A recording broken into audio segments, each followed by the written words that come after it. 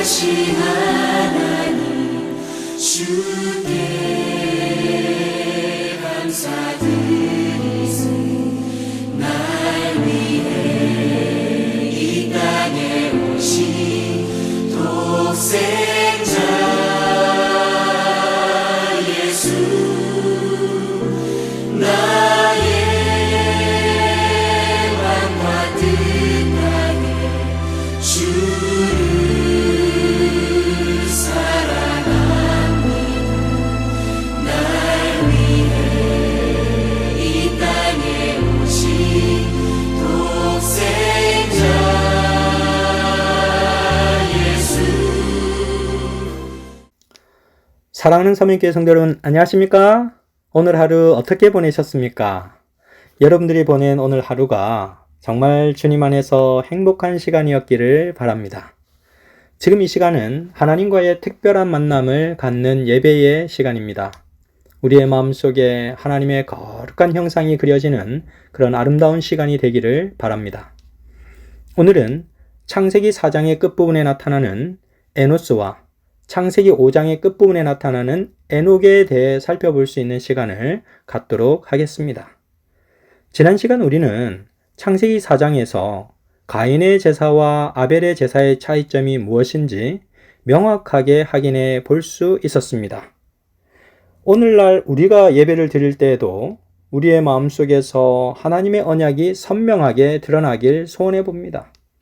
하나님과의 언약을 발견할 수 없는 예배는 하나님께서 결코 받으실 수 없는 예배입니다. 아벨이 죽고 난 이후 하나님께서 아담과 하와 사이에 셋이라고 하는 다른 아들을 주셨습니다. 그러므로 그 이후에는 가인의 후예와 셋의 후예가 대비되어 나타납니다. 가인의 후예들은 여전히 그들이 발전시킨 화려한 문명을 자랑하였지만 셋의 후예는 하나님과 함께하는 이야기를 계속해서 이어갑니다.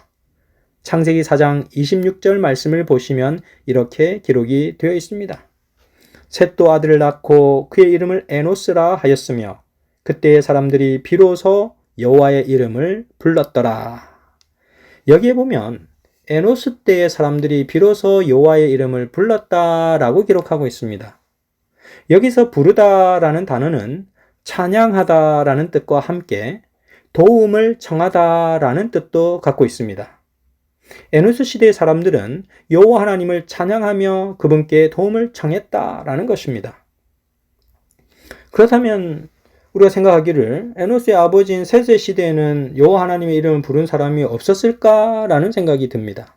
그러나 그렇지 않습니다. 셋도 여호와의 이름을 부르며 그분을 찬양하는 사람이었습니다. 에노스가 그렇다면 누구에게서 여호와 하나님의 이름을 부르며 그분을 찬양하고 예배하는 법을 배웠을까요? 바로 그의 가정에서 부모님으로부터 하나님을 예배하는 법을 배웠을 것입니다. 그러니까 셋의 시대에서도 여전히 하나님의 이름을 부르고 있었다는 것이죠. 그러면 왜 여기서 비로소 여호와의 이름을 불렀더라라고 기록하고 있는 것일까? 그때 당시에 가인의 문명은 성적인 타락과 폭력으로 가정이 깨어지고 힘의 논리가 지배하는 안타까운 문화를 이룬 반면 셋의 후예들은 겉보기에는 별로 화려하거나 대단한 업적은 보이지 않지만 하나님의 이름을 부르는 법을 잘 전수하고 있었던 것을 볼 수 있습니다. 셋의 후예들, 즉 에노스 시대의 사람들이 여호와의 이름을 비로소 불렀더라라고 하는 것은 굉장히 중요한 의미가 담겨져 있습니다. 사람들이 하나님의 이름을 불렀다고 하는 것은 단순히 학교에서 선생님들이 학생들의 이름을 출석을 체크하기 위해서 이름을 부르는 그런 것과는 차원이 다른 것입니다. 여러분, 세로남 쉼터라고 들어보셨죠? 이 세로남 쉼터에서 여러 아픈 환자들이 그곳에 와서 몸과 마음의 치유를 얻고 하나님을 발견하는 특별한 일들이 그곳에서 일어나고 있는데 그곳 아픈 환자들을 위해서 봉사하시는 김용근 장로님과 또 사모님 김종숙 집사님이 계시는데 김종숙 집사님이 쓰신 그 책 이름이 하나님을 부르라 라고 하는 책입니다. 김종숙 집사님께서 세로남 쉼터에서 여러 다양한 환자들을 만나게 됩니다. 심지어 불치병 환자들도 수도 없이 만나보지만 그들에게 희망이 없습니다. 절망과 안타까움으로 그들의 시간들이 지나가고 있는 것입니다. 여러 가지 하나님의 말씀으로 그들을 위로해주고 그들을 격려해주면서 그들이 낫기를 하나님의 은혜로 간청해 보지만 가장 마지막 그들에게 주는 특효약이 뭐냐면 하나님을 부르라 라고 하는 것입니다. 정말 참기 힘들고 어려운 순간이 다가와서 죽고 싶은 마음이 들면 그때 하나님의 이름을 한번 불러보세요 라고 그렇게 권유를 하는 것입니다. 그래서 그 책에 보면 여러 다양한 사람들이 와서 그곳에서 하나님의 이름을 부르면서 하나님께 예배하며 그의 인생을 주님께 드리고 정말로 하나님의 이름을 불렀던 그 순간의 아름다운 경험들을 소개하고 있는데 하나님의 이름을 부른 결과 그들의 삶이 완전히 달라졌던 경험들을 소개하고 있습니다. 저는 거기서 여호와 이름을 부른다고 하는 것이 어떤 의미를 갖는지를 경험하게 되었습니다. 창세기 12장 8절 말씀에서도 아브라함이 여호와의 이름을 불렀던 장면을 소개하고 있는데요. 거기서 베델 동쪽 산으로 옮겨 장막을 치니 서쪽은 베델이요 동쪽은 아이라. 그가 그곳에서 여호와께 제단을 쌓고 여호와의 이름을 부르더니. 아브라함은 제단을 쌓고 처음으로 거기서 여호와의 이름을 불렀습니다. 아브라함이 애굽에 내려갔다가 다시 올라온 이후에도 그곳에서 여호와의 이름을 불렀습니다. 아브라함은 하나님의 이름을 간절히 찾았고 그곳에서 하나님의 임재를 경험하게 된 것입니다. 그러니까 여호와의 이름을 비로소 불렀다라고 하는 것은 정말로 하나님과의 교감하는 참 하나님의 임재가 일어났던 사건들을 의미하는 것입니다. 그리고 재림교회 성경 주석을 보게 되면 비로소 그때의 공적인 예배의 시작을 알렸다라고 기록을 하고 있습니다. 이제 창세기 5장의 족보 이야기 끝부분에 나오는 이 창세기 5장 21절에서 24절까지의 말씀을 살펴보도록 하겠습니다. 에녹은 65세에 무드셀라를 낳았고 무드셀라를 낳은 후 300년을 하나님과 동행하며 자녀들을 낳았으며 그는 365세를 살았더라. 에녹이 하나님과 동행하더니 하나님이 그를 데려가심으로 세상에 있지 아니하였더라. 창세기 5장의 족보에서 가장 특이한 점은 바로 21절에서 24절까지의 말씀입니다. 왜냐하면 다른 부분에서는 처음부터 끝까지 누가 누구를 낳고 몇 살까지 살다 죽었더라 이렇게 기록이 되어 있는데 여기서만큼은 죽었더라라는 내용이 발견되지 않습니다. 창세기 5장의 족보에서 죽음이 일반화된 세상에서 정말 죽음을 경험하지 않은 사람을 성경은 우리에게 보여주고 있는 것입니다. 에녹이 그렇다면 어떻게 죽음을 경험하지 않고 승천할 수 있었을까? 가만히 생각을 해봅니다. 정확한 이유는 잘 알 수 없지만 성경은 우리에게 그가 하나님과 동행하였다라는 말을 반복해서 얘기해 주고 있습니다. 에녹이 65세에 무드셀라를 낳은 후 300년을 하나님과 동행하며 자녀들을 낳았다라고 기록하고 있습니다. 자녀들을 낳았다라고만 기록하고 있지 그가 죽었다라고는 기록하고 있지 않습니다. 그는 그 땅에서 365년을 살다가 하나님께 부름을 받아 이 땅에 존재하지 않게 되었습니다. 자, 그렇다면 에녹이 언제부터 하나님과 동행하였습니까? 성경 기록에 의하면 무드셀라를 낳고 나서부터이다 라고 기록하고 있습니다. 그가 처음 태어났을 때부터 하나님과 동행하는 것이 아니라는 뜻입니다. 여기서 하나님과 동행한다라고 하는 것은 내 방식이 아닌 하나님의 방식으로 하나님과 함께 그 길을 걷는 것을 의미합니다. 자, 그런데 왜 하필이면 그가 무드셀라가 태어났을 때부터 하나님과 동행하였던 것처럼 성경은 기록하고 있을까요? 에녹은 무드셀라가 태어나기 전부터 하나님과 동행하는 삶을 살았을 것입니다. 그런데 성경에 무드셀라를 낳은 후 300년을 하나님과 동행했다라고 기록하는 것은 무드셀라가 태어나는 시점에 대해 성경이 말하고 싶은 강조점이 있는 것입니다. 무드셀라라고 하는 이름의 뜻이 무엇일까요, 여러분? 무드셀라라고 하는 이름의 뜻은 그가 죽으면 심판이 임할 것이다 라는 뜻입니다. 하나님께서 에녹에게 무드셀라를 주면서 얘가 죽으면 심판이 임하게 될 거야 라는 말을 하신 것입니다. 그렇다면 도대체 에녹에게 하나님은 무슨 말씀을 하고 싶었던 것일까요? 무드셀라가 죽을 때쯤 어떤 심판이 이르러온다는 얘기였을까? 부조와 선지자 85페이지에 보면 이렇게 기록을 하고 있습니다. 거룩한 천사들을 통하여 하나님께서 에녹에게 홍수로 세상을 멸망시킬 그분의 의도를 나타내셨다라고 기록하고 있습니다. 그러니까 하나님께서는 이미 에녹에게 홍수로 세상이 심판받을 것이라는 사실을 나타내 보이신 것입니다. 누굴 통해서요? 무드셀라를 통해서. 노아가 태어났을 때 이 무드셀라는 369세였습니다. 그리고 노아가 500세 때 셈과 함과 야벳을 낳았기 때문에 이때 무드셀라의 나이는 869세가 됩니다. 근데 놀라운 것은 여기서 100세가 더해져서 노아의 나이 600세가 되었을 때 홍수가 터졌습니다. 그런데 바로 그때 무드셀라의 나이가 몇 세였습니까? 969세가 되는 것입니다. 여러분들이 잘 아시는 대로 지금까지 세상에서 가장 오래 산 사람은 무드셀라이고 그의 나이는 969세였다는 사실을 우리 모두가 알고 있습니다. 그러므로 이 무드셀라가 죽은 해에 바로 홍수 사건, 물의 심판이 있었다는 사실을 우리는 알게 되는 것입니다. 정말 하나님께서 에녹에게 아들을 주시며 무드셀라라고 하는 이름을 주셨을 때 무드셀라가 죽을 때쯤 하나님의 심판이 임할 것이다 라고 하는 놀라운 그 이름으로 인한 예언의 역사가 그대로 성취된 것을 우리는 확인하게 되는 것입니다. 하나님은 무드셀라를 통하여서 에녹에게 하나님과 동행한다는 것이 무엇인지를 가르치셨던 것 같습니다. 무드셀라가 태어나기 전에도 에녹은 정말 하나님을 잘 믿고 그분을 섬기면서 살아왔을 것입니다. 그러나 무드셀라가 태어나면서 내 아들이 죽으면 그때 심판이 임할 것이다 라는 말은 정말 에녹에게서는 충격적이었고 눈을 번쩍 뜨게 하는 말이었을 것입니다.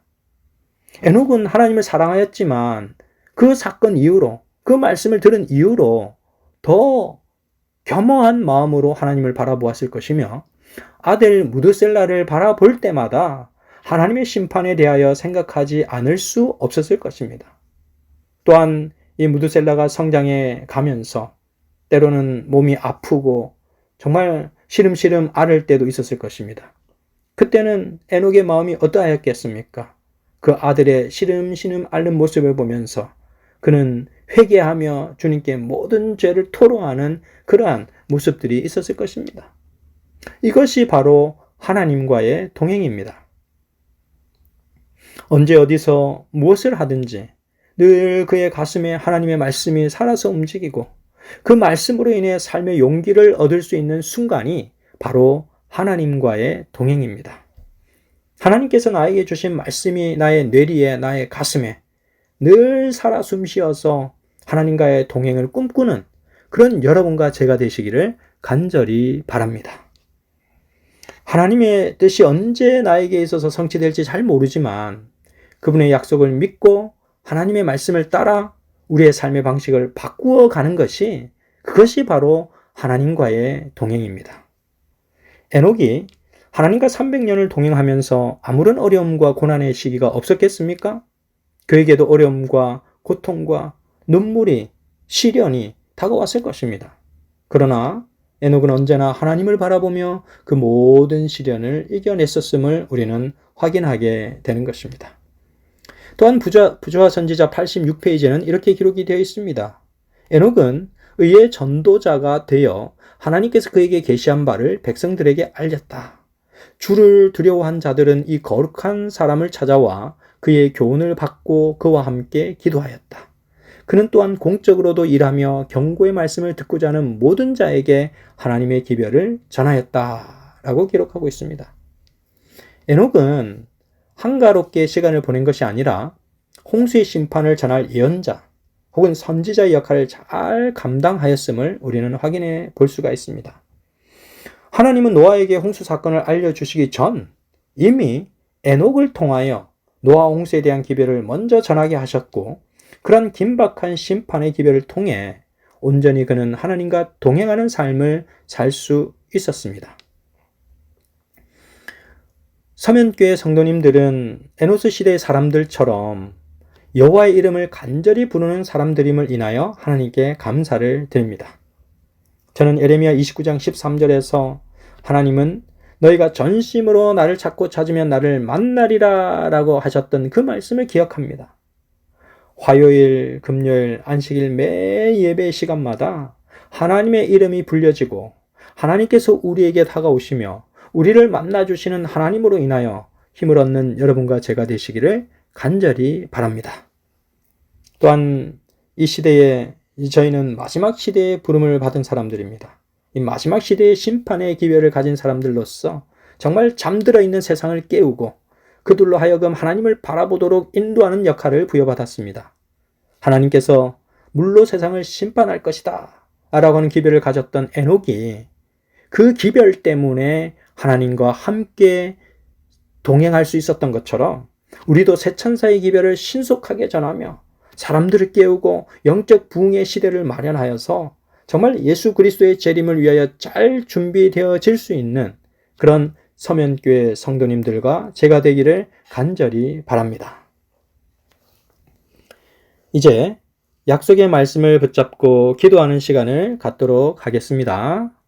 첫 번째는 금요일 저녁 예배 참석자 수가 이제 30명을 넘어서 50명까지 나올 수 있도록 기도해 주시기를 바랍니다. 두 번째 기도의 제목은 안식일 예배의 참석자 수가 100명이 넘을 수 있도록 간절히 기도해 주시기를 바랍니다. 세 번째 기도의 제목은 잃은 양과 구두자들에게 깊은 사랑을 나누어 주므로 다시 그들이 하나님의 품으로 돌아올 수 있도록 여러분들의 사랑하는 가족, 또 친지, 이웃, 친구들 이름과 명단을 적어놓고 하나님께 간절히 기도하는 시간을 갖게 되기를 바라겠습니다.